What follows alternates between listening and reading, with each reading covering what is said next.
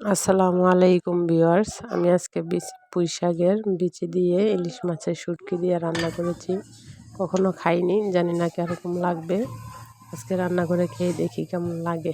আপনারাও বলবেন কেমন লাগলো, আপনারা কখনো খেয়ে থাকলে বলবেন। তো চলুন শুরু করি রান্নাটা।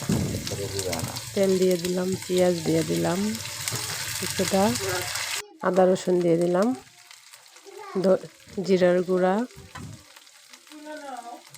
হলুদের গুঁড়া, ধনিয়ার গুঁড়া,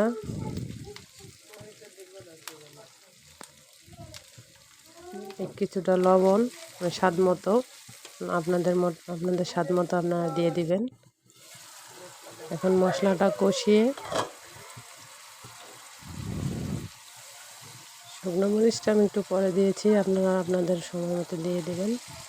এখন দিয়ে দিলাম পুঁই শাকের বিচি,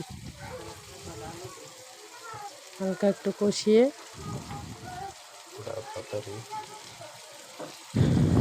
সামান্য কয়টা আলু দিয়ে দিলাম।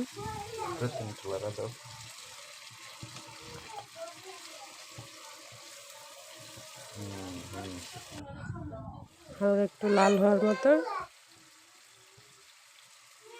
ইলিশের শুটকিটা দিয়ে দিলাম, একটু নাড়াচাড়া দিতে হবে।